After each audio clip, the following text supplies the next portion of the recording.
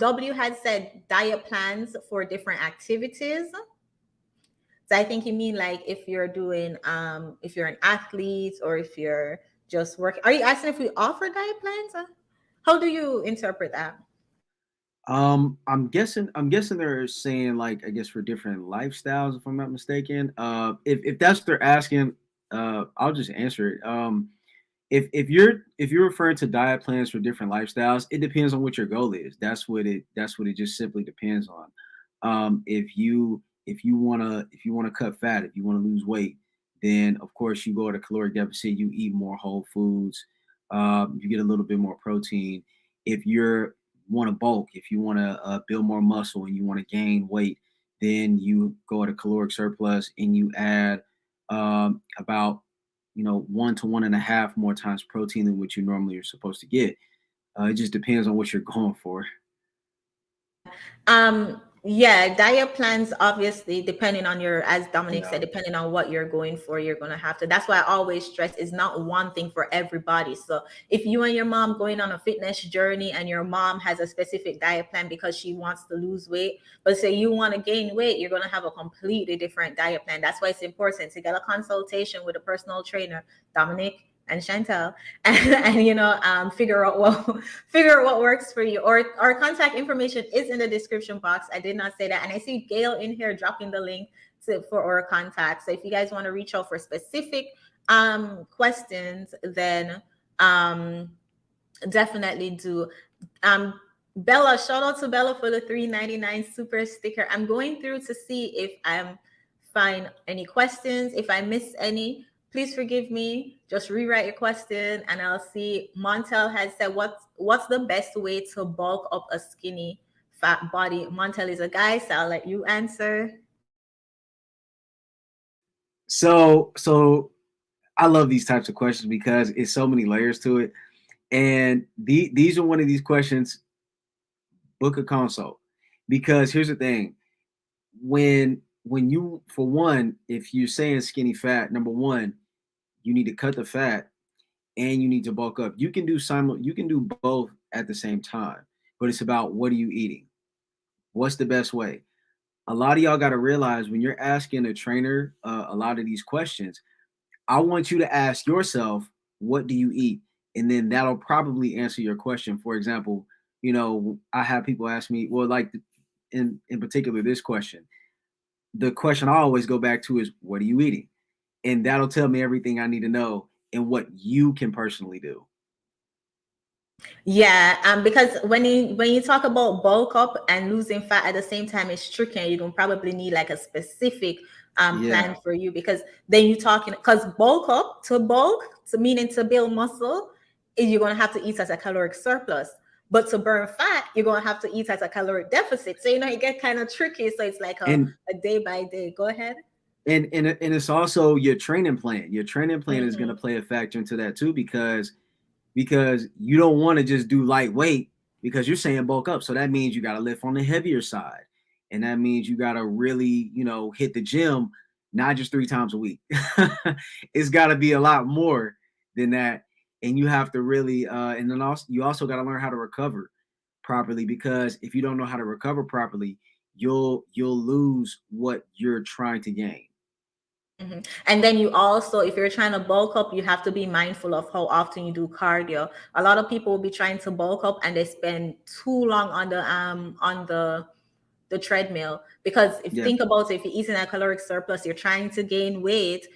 If you're doing cardio, you're burning off all of those calories you just eat. So you gotta be mindful. Going back to, it's like it's tricky. It's a person by person, your specific nutrition and weight plan. So it's a little difficult. I know it's easier if you just want to lose weight, or if you just want to bulk up, but if you're trying to bulk and burn fat at the same time, it gets tricky. But that's why trainers are here for that. I see everybody in the chat though. Shout out to y'all. I'm going through the questions, trying my best. Dominic, you see anything you want to address? Uh, I see a question in the chat. This is pretty funny. Can you give us a fitness plan for Lizzo if you all were her dietitian and trainer? And you know what? Those are the clients. And believe it or not, as funny as that question is, that would be my dream client. I would love Yes, to train Lizzo. yes, yes. And as much as the stuff she does in the public eye, I would absolutely relish in training Lizzo. The reason why is because she has such a big platform, and her getting her body together, losing weight, that would set a really good example, not just for women in general, but for Black women in particular. It will be so fun to train someone like Lizzo, Oh, especially if they haven't been working out before and this is your first time. She going and that's what I on a live stream of probably a year ago, I broke down Lizzo's weight, height, and her calorie maintenance. Lizzo eating a lot of calories every day to maintain that weight. Like yeah. And you know what surprises me, and I know we're not talking about Lizzo, but just on that real quick, what surprises me about her weight, and oh Lord, what surprises me about her weight is that she's always on the road, she's always on the go, mhm. she's traveling, and it is just fascinating that she really, eats a lot of calories.